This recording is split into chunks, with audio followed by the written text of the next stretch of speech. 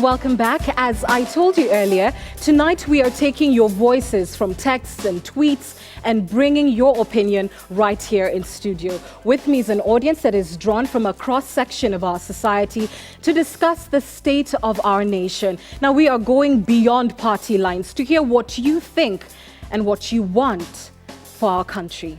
Edward Kisiangani is our resident analyst, and he is with us as always tonight. And there are some familiar faces and voices that you will see.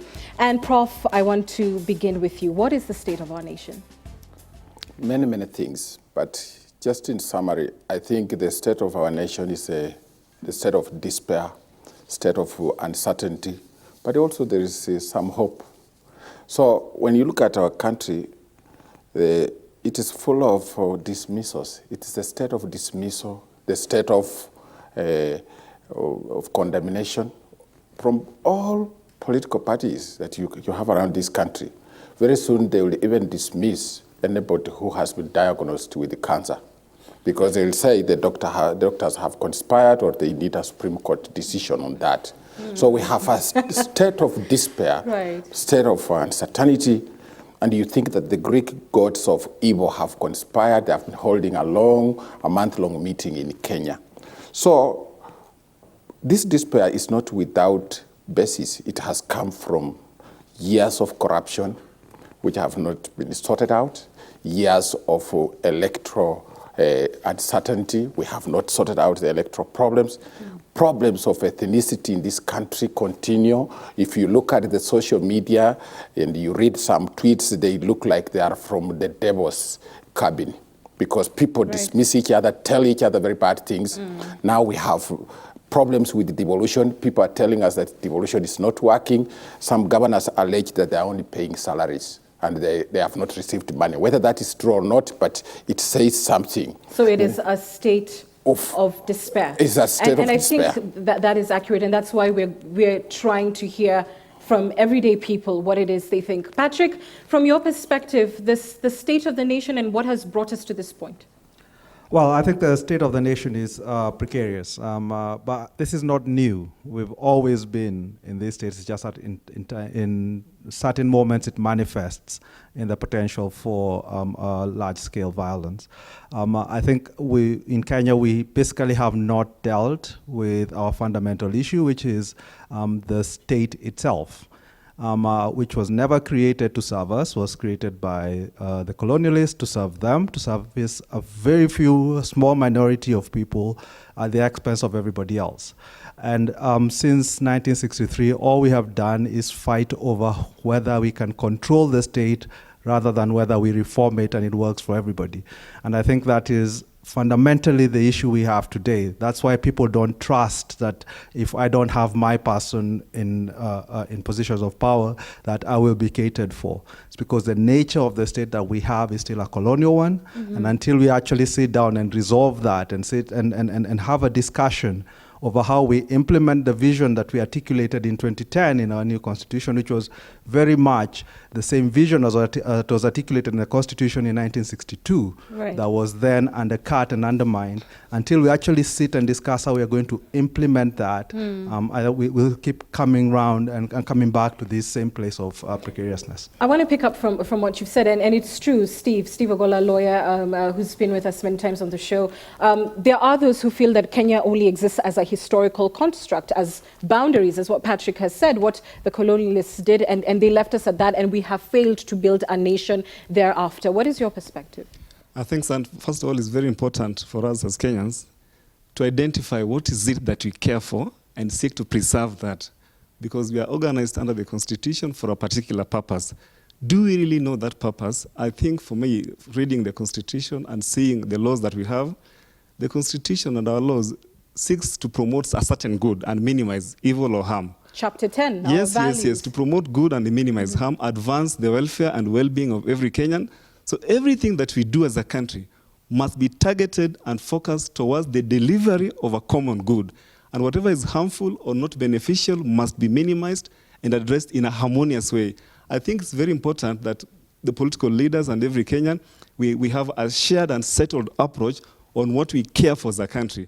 Because remember, and the destiny of this country is not in anyone's hands. The destiny of this country is in the hands of Kenyans. And Absolutely. if we remember that, we will get it right. But have we failed to build a nation, which is my question to you? Have we failed to build a nation? We have not failed. People who understand the technique of governance, and building democracy is a gradual process.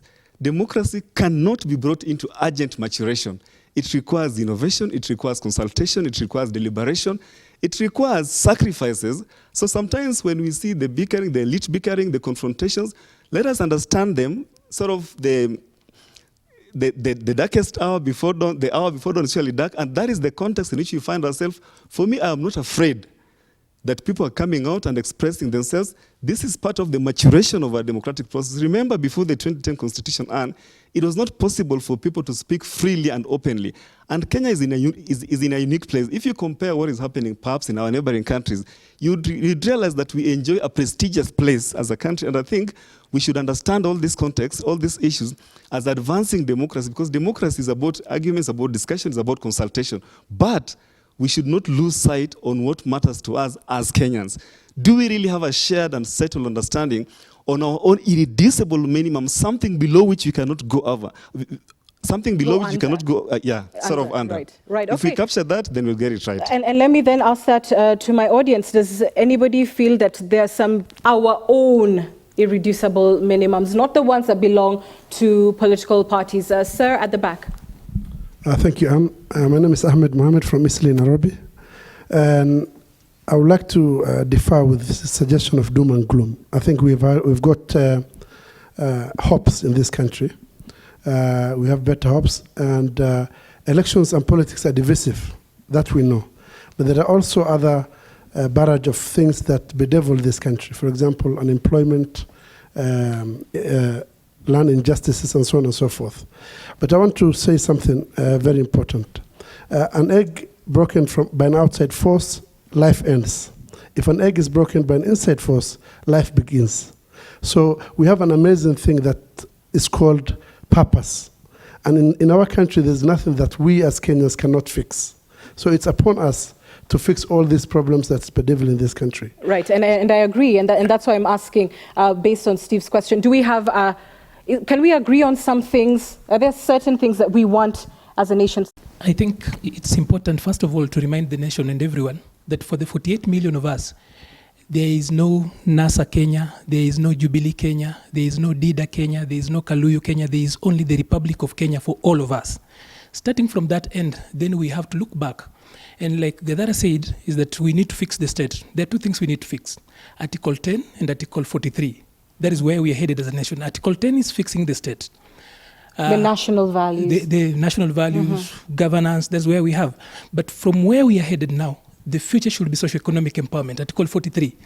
And that is where we also need, as we fix the status given to us by the colonialists, we need now to actually also fix the economy as we have it, because we have got a railway economy. When the colonialists built the railway from Mombasa into the hinterland of East Africa, they were going to Uganda to bring raw material. We have just stayed around there and maintained the railway economy. We need to open up. That is why elsewhere people still talk about going to Kenya when they are coming to Nairobi. What the railway did for the South, we need to open up. And that will take us to where we actually had been. That is Vision 2030, which we actually kept away. All right. And so I'm hearing economic empowerment for all as being one thing that we should rally around that helps build the nation. We call it Enterprise Kenya. Or Enterprise Kenya, all right, that's a good phrase. There's a lady at the back and here at the front. If you could get the lady at the front first before we go to the back. Thank you, Miss. Please introduce yourself. I'm June from Nandi County. Right. Back to the irreducible minimum. I came from the village 2 weeks ago, and I'll speak from the viewpoint of the villager. Right. My home is not far from the border of Luo and Nandi. And my mother's irreducible balance is that minimum is that she wants to be able to take a maize and sell. She wants to access markets in Kisumu, but the roads are blocked. That's a reducible minimum. Okay. We want to be able to coexist. We share the markets. We want the buyers to come to the market. We sell our maize, we sell our milk, they bring the wares, their pots and everything. That's the Kenyan irreducible minimum. So for us, that's what matters. That's what we want to see as Kenyans. And so if you look at the economy at the moment, yes, it's suffering, but it's resilience. We still have a lot of acquisition happening. Look at the shilling, it's pretty stable. So I think as a country, we need to go back to the drawing board and move on and build our nation, rather than focusing on a defined irreducible minimum that may not apply to me as a Kenyan. Yes, and that's why we are asking what ours are as Kenyans, right? Politicians may set their own, and that may not be in tandem with what, we feel every day. I just want to get the lady at the back right across from me. If you could get a microphone too, you could just extend it, sir. Thank you. Thank you. My name is Rita. I think the basic question for me is, beyond the colonial boundaries, what really is Kenya? When we say nation building, state building, what are we talking about? And for me, it boils down to two things, the economy and the people. When the conversation is too much on projects and programs and things, and we forget the people, then I think we have failed so much. And that's why in the whole constitution, for me, the basic starts with Article 43, really. The basic, the people. Because when the people are not fed, they can't access hospitals, they can't do the basic things of life. I mean, what really makes them human? Then the railway doesn't matter. And that's the bottom line for me. Beyond the borders, Kenya is about the economy and the people. And someone should mind, or we should mind, both those elements in tandem. Okay, let me ask then a question to everybody. In what ways have we failed to carry the people with the projects? Sir. Thank you, Anne. My name is Buluma. I think, first of all, is our focus. We're focusing so much energy on those many things that divide us. Hence the reason what Gathara pointed out, that we inherited a colonial sort of mentality, which was division. We have, I think, so many things that unite us, particularly, especially the young people. For example, Sheng is coming up. When you're talking Sheng, you don't even care about whether you're Kikuyu or Luo or whatever tribe. So I think that's the first thing. Secondly, we must adopt a new thinking. Albert Einstein was not wrong when he pointed out that the significant problems we face cannot be solved with the same thinking that caused the problem. We are adopting a thinking of 1963, 1992 to sort out problems of 2017. I don't think that can work. I think we must give the new, fresh thoughts an opportunity to propose new thinking, new ideas that can actually fix our problems. Ideas such as, how do we, for example, unite across political lines through a platform like the Young Members of Parliament, and they agree on issues of unemployment, which is a common enemy to every Kenyan. And I think once we start a conversation that pushes us towards a direction that unites the country, we are safer than if we concentrate on these many things that divide us as a country. Right, there's a lady here in the purple. I think one thing we should focus on is about the thing about ethnicity. In so many times we pretend like we have curbed ethnicity, but when it comes to the time where we have to go to the ballot, there's this thing that comes out about tyranny of numbers, which is just looking about ethnicity. It has come a point where Kenyans should rise above ethnicity to look on more concrete things,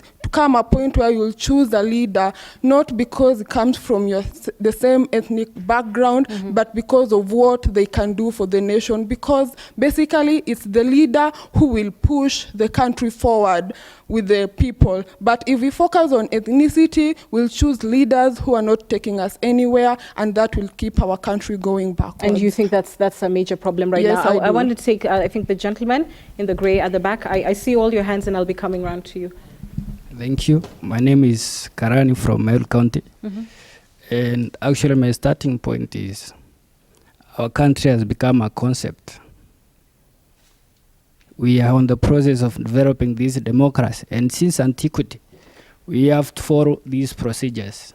We have started from defending our country in terms of economics, in terms of politics. The other time it was the constitution. And to me, these things are inseparable. We cannot separate them. We got off into the conversation of tribe that the young lady brought up, and I want to go to Jesse Karanja. He's a 19-year-old freshman, and if we could get the mic to Jesse. Jesse, you're the 80s, 90s generation, we believe is the best educated generation that we have. You're exposed, you you date everybody, I'm sure you travel across the country to meet your friends, to support them in graduations, weddings, all sorts of things. Yet when it comes to voting time, you seem to have proved us wrong if we were to use the sample of young Kenyans on social media. In fact, you sound worse in many occasions than our parents, etc. How do you understand the concept of tribe for yourself, and do you see it as a major issue for your generation? Thank you, Anne. My name is Jesse, and I'm a student. Now, the issue of tribalism now takes me, and especially the issue of education, we being a very learned demographic, yet we're still the ones on social media spewing the hate, not any different from the rest. And it takes me back to Article 10, which we talked about before, on the national values. Our education system is not anchored on national values. So you get what we normally refer to as educated demons, whereby they have all the degrees, they're educated, they're well learned, they're well traveled, but the way they think, they don't have anything they stand for. And the issue of tribalism, especially among the youth, is slowly creeping in, sadly. The whole mtu mentality, we're seeing it everywhere. Even when I go to seek jobs, it's my second name that determines whether I get that particular job or that particular opportunity, and not my qualifications as a person. And our political leaders, especially the young parliamentarians, or young political leaders especially, have not done any good to inspire us to move from that particular direction. I mean, they're not any different. They're all trying to source the center of influence from where they come from as and well. I understand that, but as you've just said, you're the most educated. Where is it upon you to go beyond what you see your leaders doing? I think it dates back to the issue of values and what you stand for as a person. I mean, we're all learned. We all can critically think and arrive at decisions ourselves. So if someone solely depends on a political leader to tell them what to do and listens to whatever they say as gospel truth, what I say is the biggest disability is the disability of the mind, where you can't arrive at your own decisions. So these politicians have, after a while, been made as semi-gods, as small gods rather, and therefore even the young people, without any mentorship from the older generation as well, we are slowly falling into that particular trap. All right, let me get a comment on tribe from here. So let me start with the gentleman at the back. I see you at the front row as well. My name is Mugambi Laibuta. I'm an advocate of the High Court. My view, there's light at the end of the tunnel on issues of tribalism, on issues to do with the railway line economy. And it's one pillar of the Constitution, which is devolution, which we have forgotten.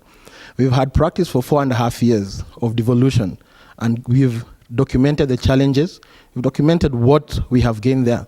And devolution was meant to deal with all these issues, inequalities, because devolutions, under the fourth schedule, deals with the basic services of the people. Issues to do with healthcare is under devolution. Education at the lowest level, water, infrastructure, basic infrastructure. So we need to build on that. And in my view, the future to get out of this quagmire is that we refocus our energies to devolution, because that's how each and every part of this country will get resources, will get development, and each and every tribe, every person, for whatever tribe you are from, whatever clan, whatever political persuasion, there will be resources from the national government that reach to you.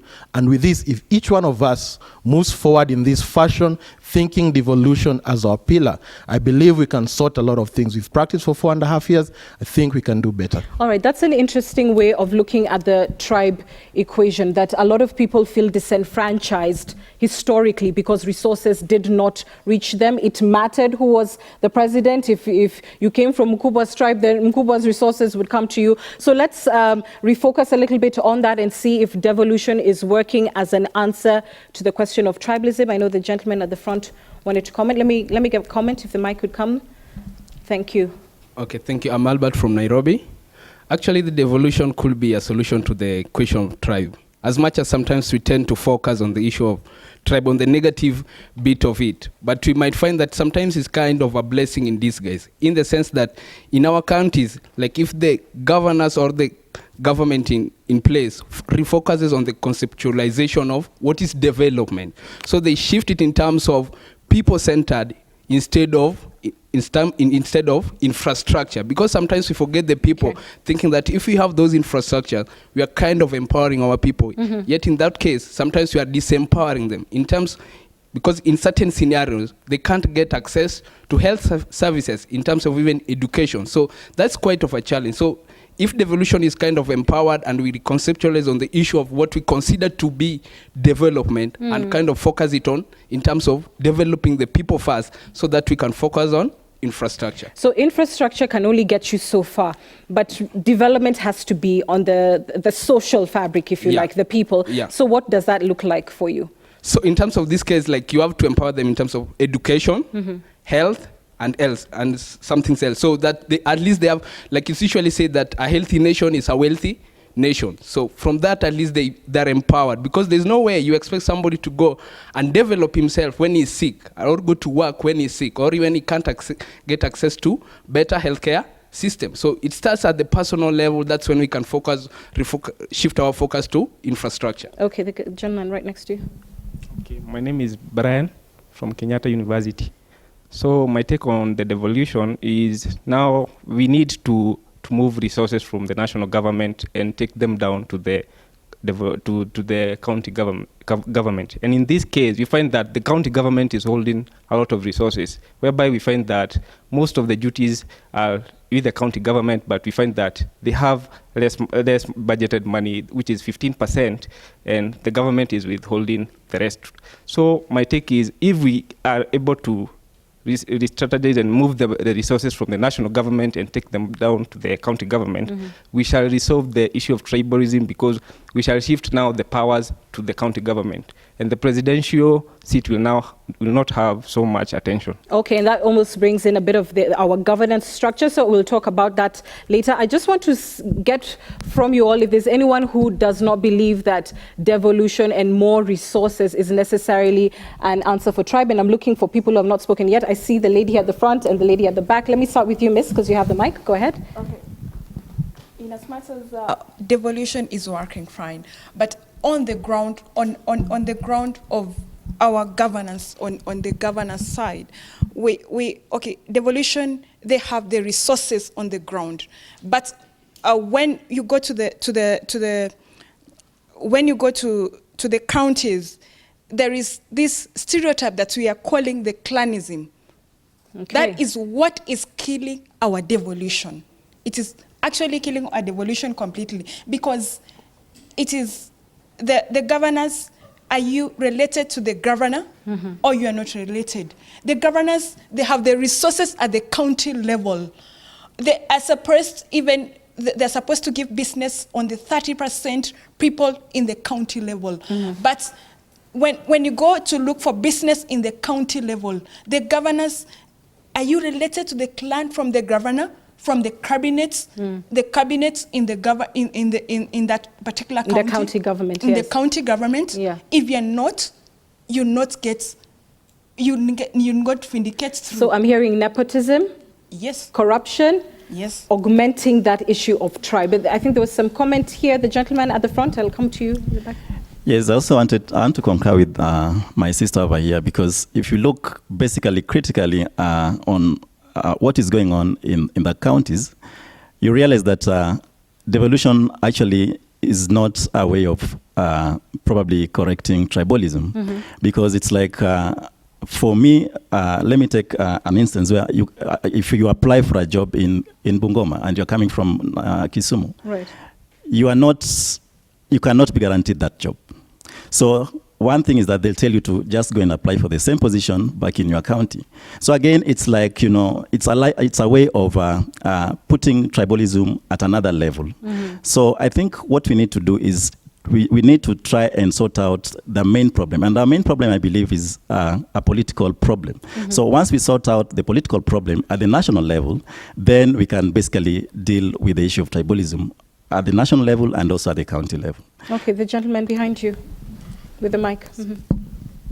I would like to comment and... Please use your mic, sir. I would like to agree with him. First, I would say that devolution, up to this point, I feel that it has failed, personally. People buying wheelbarrows with over 100,000 And also the issue of employment. We have so many graduates out here, but they don't have jobs. Go to the county governments, do a background check. You'll find even most people who are employed there, either they are related, an issue of clanism, as she said, or possibly they used other means, corrupt means, to get the jobs. So it's a major concern, and we need, as Kenyans, to go further, and we need everything to be accounted for. More accountability Yes, will help more deal with accountability. corruption. The lady with the microphone. Yes, Anne, thank you very much. I'm Angel Mbudia. I'm the outgoing Deputy President, University of Nairobi. And my major concern on tribalism is that it's manufactured. It comes when we have elections. It's coming when we have to deal with power and all that. So in tribalism, it's manufactured. And as a student from the university, what I see as a student is that when you're going to get a job, when you're going for opportunities, is when you see the tribalism come to your face. Because at the university, we live together, we drink together, we stay together, we demonstrate together. But now when it is a political... Yes, on that one. We demonstrate together. Yes, so when it comes to an election time, like right now, is when you, like I'm Angel Mbudia, I'm expected to be aligned to maybe Jubilee, someone else is expected to be aligned to NASA and such things for you to get political relevance. But that is when now the tribalism creeps into the university, because even right now I'm not going for classes because of tribalism, because of these things that we're not sorting out as Kenyans. And what I see is that as Kenyans, I think we need to review our constitution. We don't have to have the winner taking it all, because people just want to be involved. They want to be on the table. They want to have access to opportunities like everyone else. It's not that the Kikuyu people have so many opportunities, but the people from the West feel that Kikuyus get more opportunities. Personally, I don't think I'm more favored than any other person because I am Kikuyu. I think we need to remove this veil in our eyes that we think that Kikuyu, it really doesn't work after the election. It will only work right now, and then after that, you're all the same. The only ones who benefit are quite few. The ones who benefit from being related to the governor, the ones who benefit from being related to the president are quite few. It's not all of us. We are so many. We are Kenyans at the end of the day. Thank you very much. All right, Janet. All right, thank you. I'm Janet Mudhonio Uko. I like saying that, especially when we are discussing the tribalism issue. Right. Because at times, those of us in cross marriages, we look at all of you Kenyans and we feel like telling you guys can go sort out your mess somewhere else because we are so comfortable this way. But then I think my contribution is that I feel that Kenyans, we have taken our irreducible minimums to be too low. Okay. What are we ready to die for? We are not ready to die for children who are not going to school. It will not bother us. We do not think it's a violation of their rights. We are not ready when a lady is delivering on the road because there is no clinic next to us. We are not ready to die for that. But we are ready to die for a politician. I think for me, the standards, we've taken them so low. And sometimes I think there's a lot of hypocrisy, going around. We have lived for 5 whole years with the injustices around us, and we are not saying anything about them, but it all of a sudden gets to this point when we feel we have a very big definition about our own democracy and our own rights, and I think it's just double standards, and it is not getting us a long way. I think for me, we should concentrate on the people. And for example, if you think about the people, you want to think about small children, and you want to think about their education. You want to think about asking critical questions. When I listen to her contribution, especially about devolution and how governors are taking it big down there, and I ask, and where are the people? Where are the people we are seeing on the streets right now, fighting for things abstract? Where are those people? Why aren't they fighting for that which they believe at the county government level? And that's why I say I really think the challenge is not so much to our leaders, because we've got a great constitution. Why can't we stand up and defend it at every level, not necessarily during elections time? Okay, so, and I'm hearing a recurring theme. You're talking about tribalism being manufactured. It only comes up during elections. The rest of the time, we're quite happy to get on with each other. I'm hearing you, Janet, talking about standing up every day for our basic irreducibles, which should be social issues. I think another gentleman echoed that, investing in ourselves being more important. Let me get your view, sir. My name is Philip. People keep talking about tribalism. Like Philip, where are you from? Sorry, I beg your pardon. I am from Migori, but I live and work in Nairobi. Okay. Now, people talk about tribalism like it's a devil. And every time people talk about it, I sit back and wonder, what's wrong with me being from a particular tribe? What is wrong about that? That people even have to hide. There is nothing wrong with tribalism. There is nothing wrong with that. The fact is this: we have to accept as a nation that we are more than 40 tribes in this country. Some communities are bigger than others. So it's impossible for somebody, let's say from the Ogiek, to expect that we will have the same opportunities in government with that other person who comes from the Luya community. Because, and what is all this problem with government? Everybody who wants to get opportunities in government, the person who sells bread, the person who manufactures bread and sells them, that person is not working for government. That person is doing business. So what is this that I must get government opportunity, I must be employed in the government, so if I don't get an opportunity, it is tribalism. There is nothing wrong with tribalism. We need to cherish what we have. Our diversity is our strength. Now, okay, let me just cut you short because I'm seeing some eyes opening in my audience. And I think maybe I want us to clarify the terms so that we are speaking about the same thing. What I hear most of my audience is saying is that we don't want one tribe being preferred over the other, that we might have similar opportunities. I think people talked about being able to access jobs, etc. And then somebody's at the end of the day preferred purely because they have the correct surname. Would you agree that there is something wrong with that? I was about to ask you the same question. What is wrong with that? Okay. I'll allow my audience to respond to you. Everybody's hand is up. Where shall I begin? Somebody who has not spoken yet. The gentleman right next to you wants to tell you what is wrong with that. If the mic could go to the gentleman in the blue, please. Thank you. My name is Tony Mello, and I'm from Kitui, and I want to agree with him. You want to agree? Yes, I totally agree. Let him make his point. The reason being that what needs to happen in Kenya today is a rallying call that we all go back to our stations. In this country, we have everybody becoming a politician. You are a journalist, you are a politician. You are a businessman, you are a politician. And because of that, you find that there are no alternative voices. If I ask you, for example, small business people, who represents them in this country? There's nobody. And the ones who come and pretend to represent them, they take advantage of them. So let Kenyans go back to their stations. By going back to their stations, are you talking about them going back to their rural homes? No. Stations, I mean by your calling. If you are a professional, or you are a journalist, or you are a businessman, right, go back and be a good businessman. Even now, the reason why we are having a very heated environment is because we are all discussing politics. Someone like me, who's a small business owner, I would know more about the Supreme Court and who got how many votes, and I do not know how to register a business that I run. Okay, so that is what the problem is. So you don't think there's a problem with the tribe thing? Do your own thing at home, let's make money, is what I'm hearing. The lady at the front, there's Patrick at the back. I just want to respond with to you. Actually, there's everything wrong. You know, there is the uniqueness of me being from a particular tribe just because of our cultural practices. The uniqueness of being is not a problem. The challenge comes in when my uniqueness gives me favor than the Okiek. So I want to disagree with you, and I would like to state that the Okiek, despite their numbers, should have equal opportunities just as any other Kenyan with numbers. So let us not even try to imply that if your tribe is lesser than any other tribe, you don't get equal opportunities. And just before, and I would like to also mention the devolution. I think if we are not careful, devolution will create more tribalism than we thought, because right now, I care more about who my MCAs, and so I'll go back to the village and vote, and that is creating more division. Why is it that all the cabinets in all our counties must come from the same county?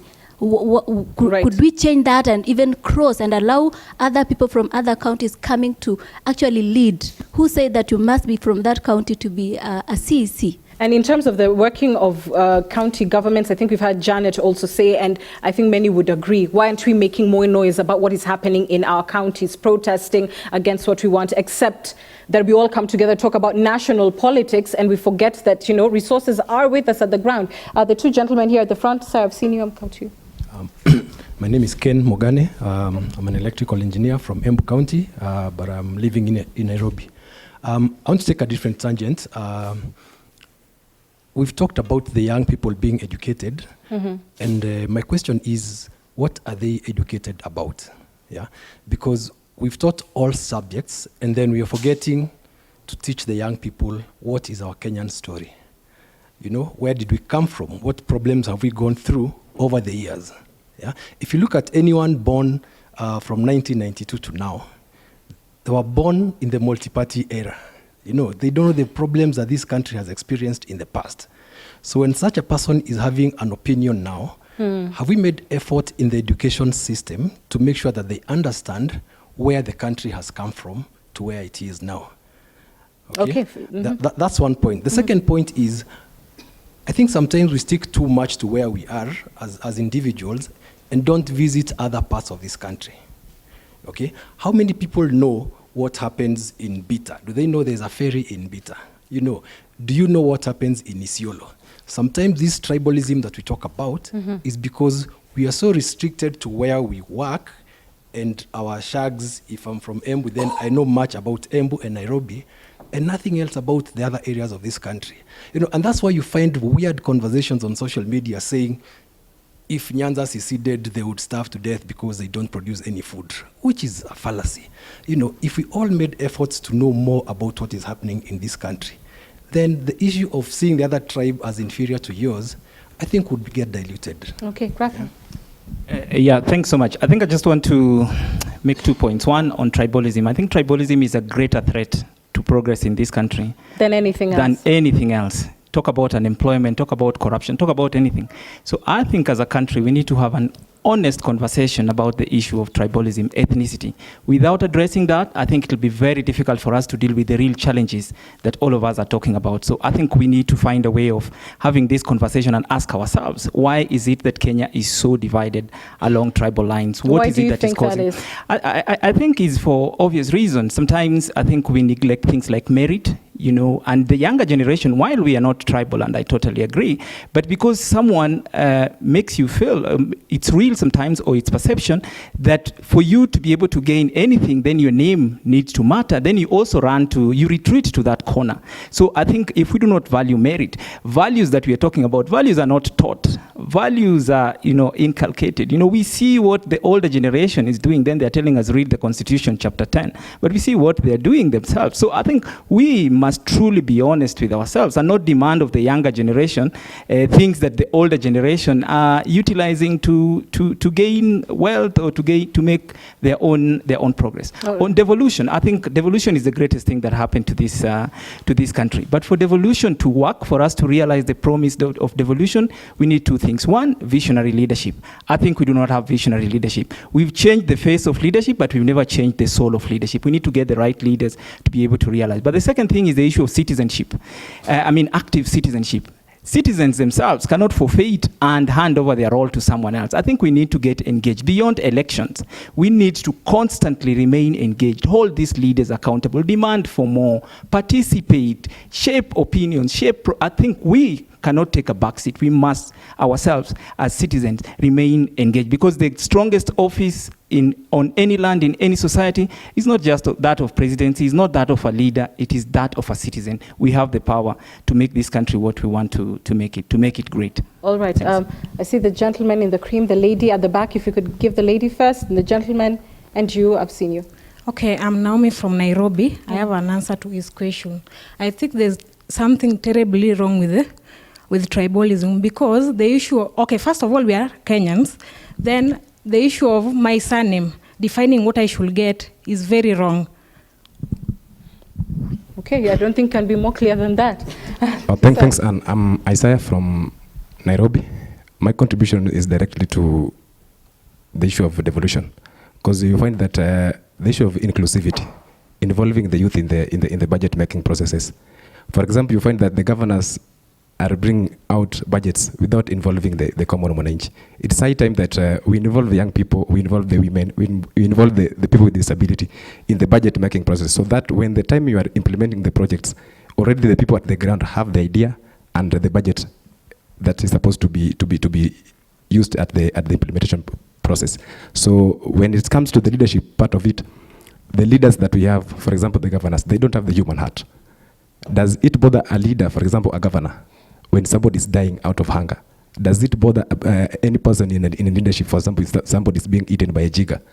those are some of the issues that, for example, as a country, we need to have leaders who have the human heart. When somebody is sleeping hungry, are you feeling something as a leader? So as a country, we need to have leaders who have the human heart.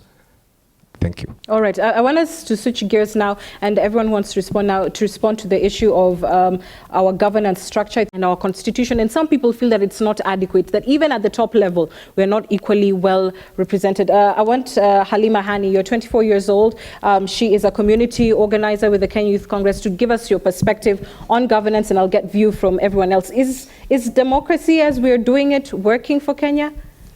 To me, at community level, you know, so many people don't understand about this. Even the our common community person, even understanding about constitution, nobody understands about constitution in the community level.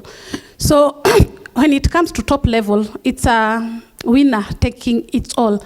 It's about the person to reward the people who when yamekuwa kimwakia.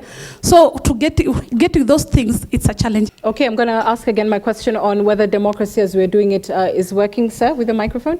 Okay, I am Mohamed Doyo from Isiolo County, but in Nairobi. Our governance structure, I think, especially on tribalism, we have institutionalized it, we have promoted it, and also ensured that it is something that will never go away. How? Look at it at this. Now, in northern Kenya, you know the clan system is still very strong. Look at the national politics. We have institutionalized the tyranny of number politics. That means at whatever time, the people who have the big population will always reign supreme, even at counties.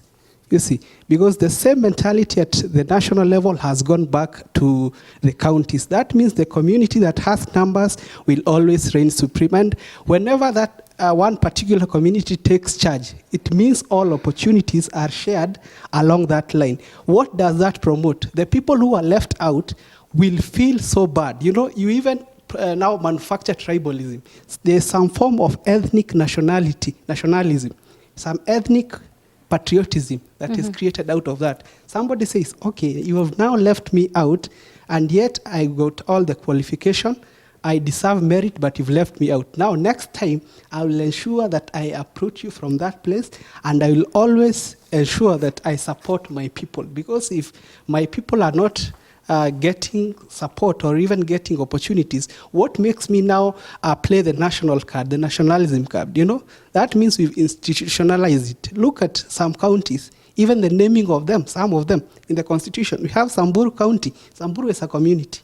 We have Turkana County. Turkana is a community. Meru is a community. How will you tell now an ordinary local, even in these counties, that this county is not yours? How will you even tell them? Now you have even institutionalized it, that we've even named it even in the constitution. Right. People now believe it's theirs. So I think there's a very wrong problem.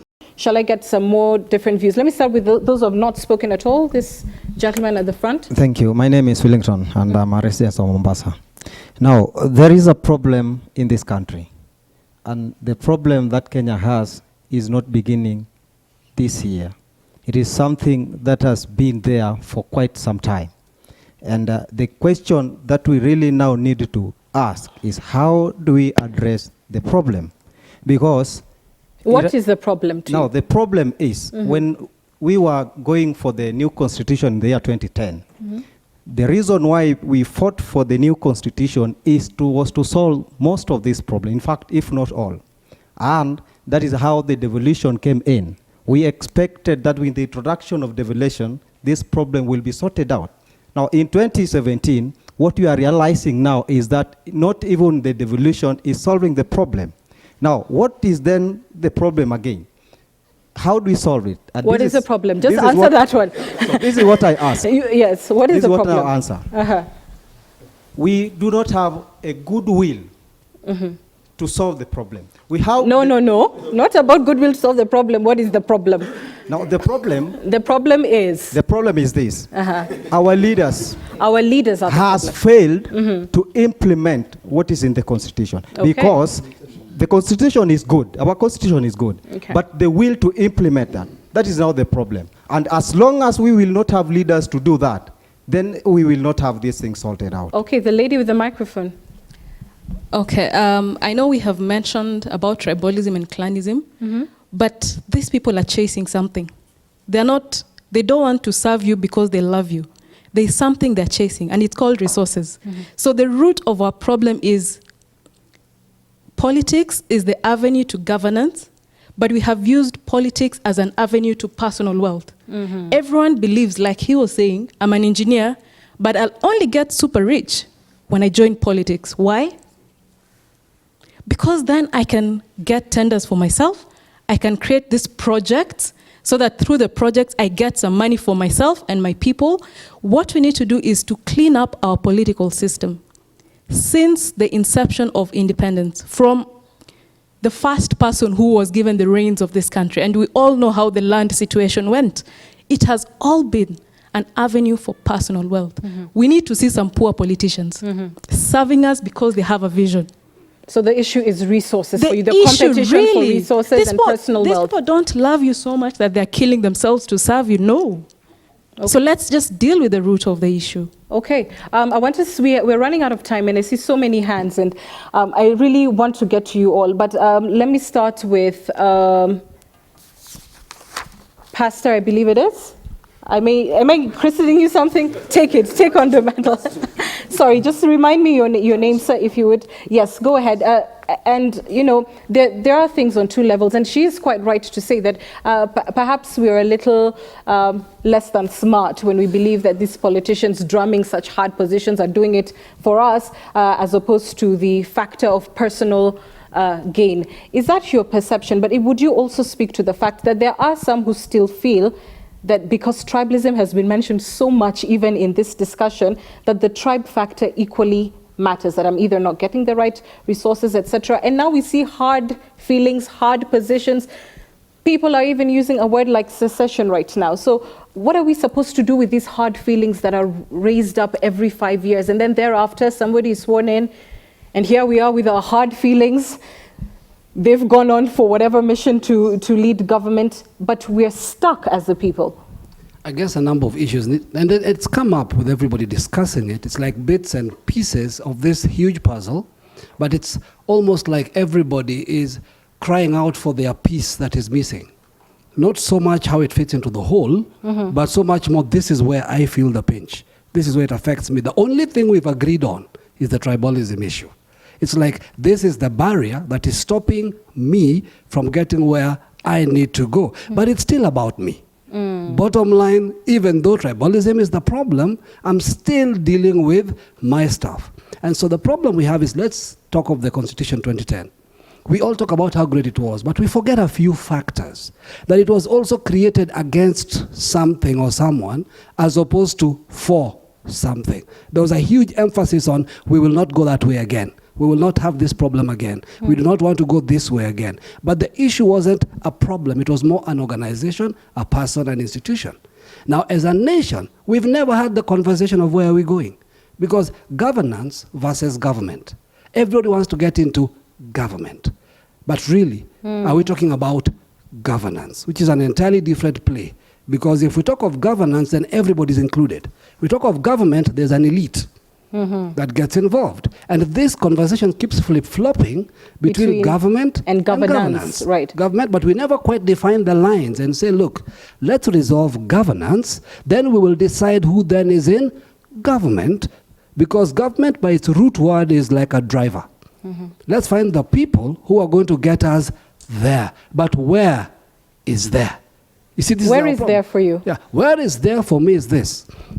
One of my hats is a futurist, and what we do is we look at what's happening in the nations and what's going on and how we prepare ourselves. It's great to talk about business and everything, but bottom line, are we even compliant in 2017 with what's happening around us and in the nations? Are we raising our people, our youth, with the capacity to function? We should be focusing more on access instead of infrastructure per se, because infrastructure is great. I have a great road in my village, but I have no car. So what's a road for? In other words, what capacity have I built to take advantage of the access? Otherwise, we're going to be proverbially like the people going down to the river. The river is full, but everybody, someone has a cup, someone has a bottle top, someone has a bucket. And then we are fighting about not getting equal. The issue is, have we increased the capacity of our people? Okay, I'm going to come round for solutions to where we are. And maybe even those of you who are watching at home have picked out something else as being the main problem. This is just a sample of the nation. I'm going to start with those who absolutely have not spoken. Sir, with you, I see another gentleman at the back and one here. What are the solutions to get us from where we are, in your own understanding of what the problem is? What is the way out of it? My name is Henry Kamau from Nairobi. And we have sort of lamented that we have this problem, the issues of tribalism and all that. What has happened in this country is the problem, the underlying problem has actually been uncovered. Historically, we have had issues, but we try to cover them. So we have actually had opportunities to uncover this, not only in the elections, but also even in the devolutions that we have, whereby we are saying in this particular county, those people who will get jobs must be from this area. Those people who will get the tenders must be from this area. So the solution? So the solution is, actually that's where I'm going to. This country is a country that has put God first. And what does that mean, putting God first? God is love. You know, I don't want to speak in abstract. I want to talk in reality. When I say I have my sister from that county, or my brother from that county, when they have an opportunity, I don't want to see them as if they are coming from that county. Why can't I see them as God's image? And then, with the love, God is love. If I look at that, then I will not see them as people who comes from that community or from that community. Tribalism and racism and apartheid are all the same, only that they have different names. It is the same thing. So, that solution lies with us. We must put God first. Even in our constitution, we said God is supreme and God is love.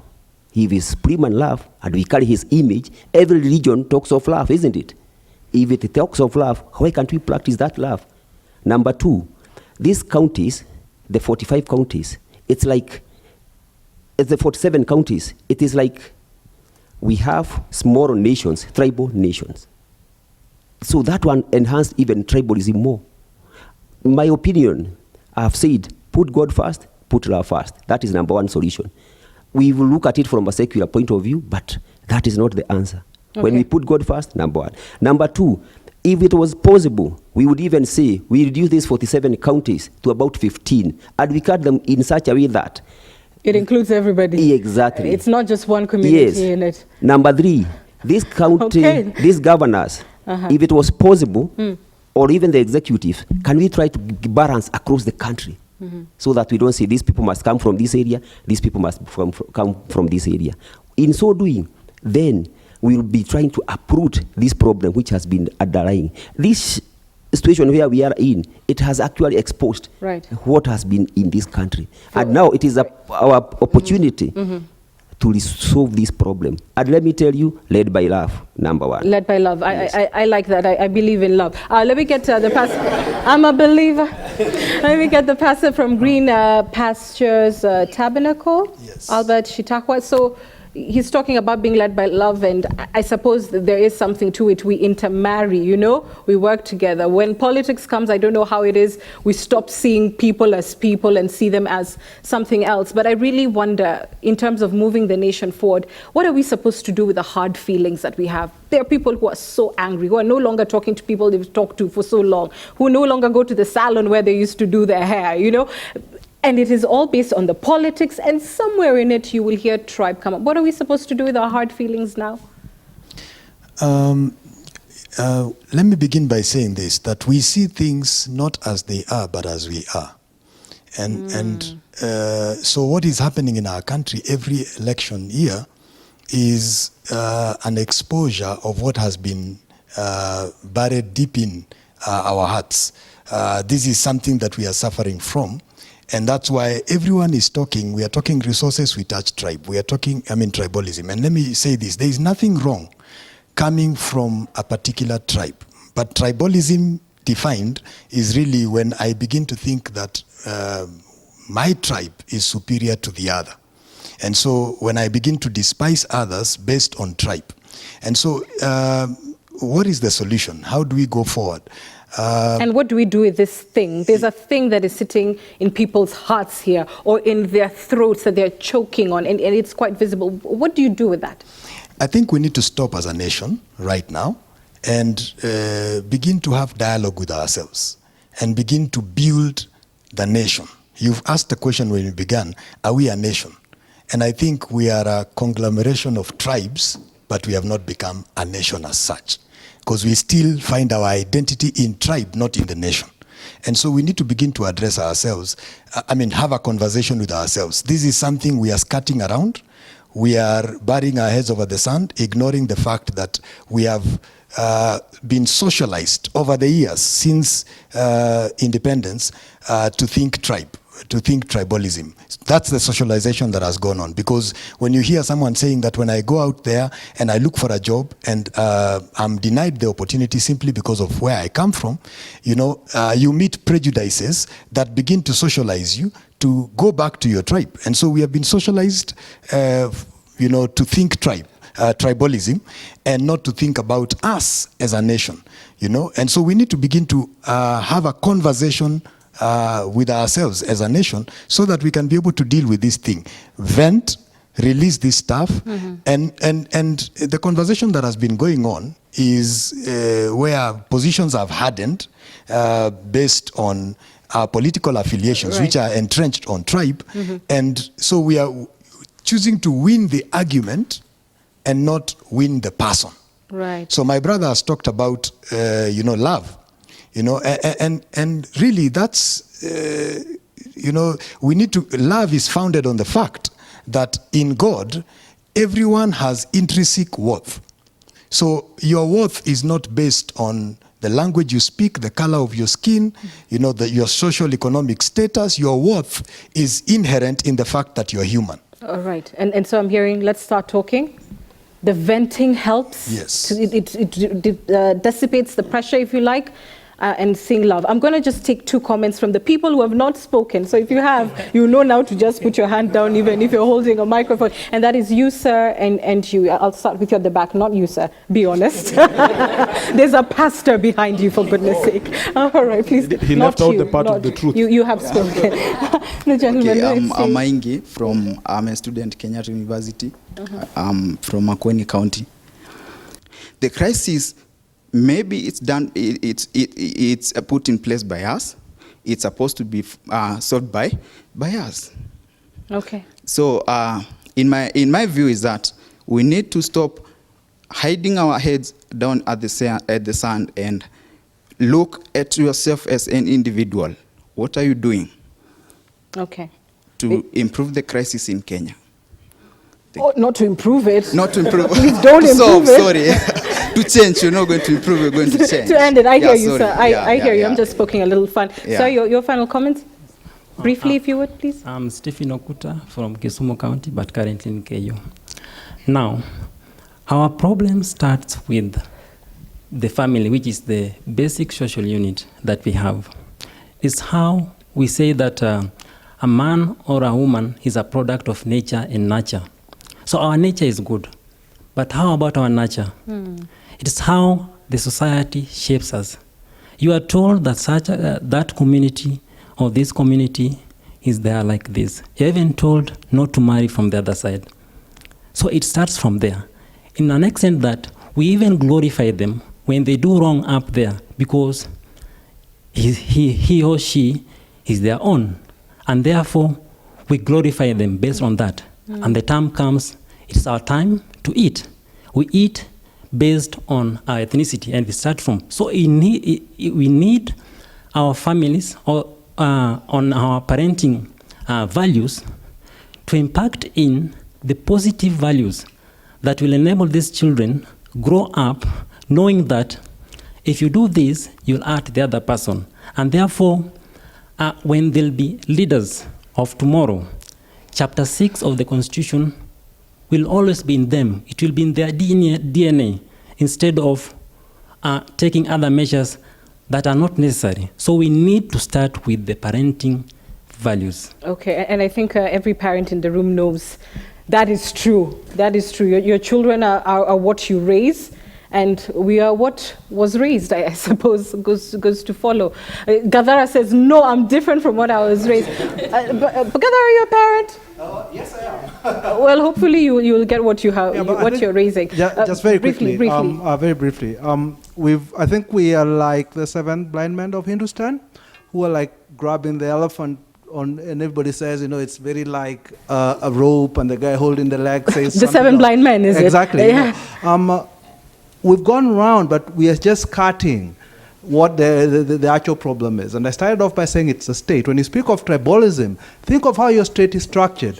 Why you have 47 counties that really approximate your 42 or plus tribes. Mm-hmm. Your state is structured along ethnic lines. And until you have a discussion as to whether or not that's something you want to keep going with, or if you're going to change it, what are you going to change it into? What are the futurists will say? Have that discussion, then you can come up with solutions. For as long as we are building a state on the foundation that the colonialists leave us, we will always end up with a state that is based on tribe, that is based on a few people accruing a lot of wealth at the expense of everybody else. When people speak about going into government to make money, that's why government was created. It was created by the colonialists to allow them to make a lot of money at your expense. Till you fix that state, you're not going to go anywhere with all these discussions. You can teach your kids anything you want about love and all of this, but they will come out and they will find that in reality, when they apply for a job, when they go and vote, etc., they will find that this state that is structured along tribal lines will limit what they can or cannot do. And they will then be forced to fall into line. I'll just say one last thing. Systems create behavior. How you structure the system will generate how people behave. When you see people being tribal, when you see them fighting during elections, the problem isn't that Kenya is full of Kenyans and Kenyans are the problem. No, it is the system on which Kenya runs that then incentivizes this behavior. And I think until we get to a point where we start discussing what is that system and how do we fix it, then we'll be going around in circles. You see, what we are doing in this forum is what the political class cannot do. We have begun a conversation. The country is watching us, and we're saying, we can talk. You can see how many suggestions that have come out of this. While it is possible for Patrick to talk to me, it's not possible for the political class to talk. These things are not solved by you sitting in the house or refusing to talk to your brother. These things are sorted out by talking to your brother. They might show you what you lack, and you might also show them what you have. This conversation that is in this room must proceed and even embrace the political class. The most attractive thing about the political class, the commodity that they feed on so much, is tribalism. In fact, I can assure you that if the political class discovers that you guys are trying to fight tribalism, they will kill all of us. because that is what keeps them running. That is the fuel that runs this country. So this conversation might not be very popular with the rest of the country, and especially within the political class, because it will kill the source of their wealth. It will kill the source of their stereotypes. So Patrick is right. We can reimagine the state. And when we reimagine the state and restructure the state, the colonial state, we have a duty now to think about where we went wrong. This state requires reconfiguring. We have a constitution. It has certain things which may be right, which may be wrong. But I think the point is that we are not going to fix this through legal means alone. What we are doing here is a discussion. We need to talk, and we can pass 1,000 laws. We can amend this constitution 1,000 times. For example, the Article 10 that Annie you talked about is clear that discrimination is wrong. And yet, people go to offices and discriminate against others. So it means that we have no shortage of laws which can change this country. But we have a mentality that when you belong to, it's good to say, I'm taller than you. That is a biological reality. But when you say, I'm better than you raise certain fundamental questions. If you belong to a particular community and you think you are better than the others, you raise fundamental questions. In which way? So, the point is, we cannot exhaust this discussion here, but what we're saying is that the first thing to do to reconfigure Kenya and make Kenya better is to talk. And then discuss these things at family level, come up to the top. And then, lastly, what I would say about this is this. A lot of people have been talking about tribalism and the failure of devolution. I don't think that devolution has failed. In fact, devolution is a good idea. But what is killing devolution is because we go back to the same thing. That people think that the devolution we are talking about is like the Majimbo of 1964. And so they are thinking that this Majimbo is supposed to create tribal echelons that will fight us against them. We're not seeing it as a productive thing for all of us.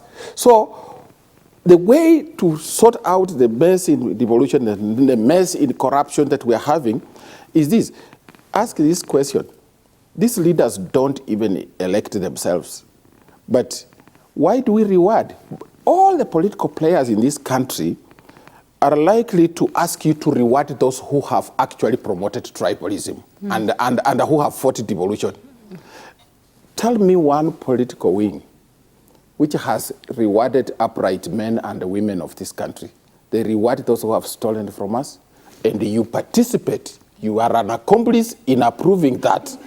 So that is where we begin to change the conversation. So, and because of time, I just request that the country is watching us, and this country is a great republic. To give them hope, whether they are in Kisumu or they are in Mombasa, they should start this conversation. Let us force the leadership of this country to start discussing the kind of Kenya that we want to embrace in the next coming years. I want to thank my audience so very much for sharing their thoughts with us and speaking very honestly when the nation needed to hear you. I want to thank each and every one of you, and I want to thank you for watching tonight. I'm Ann Kiguta. God bless you, and God bless Kenya. Bye-bye.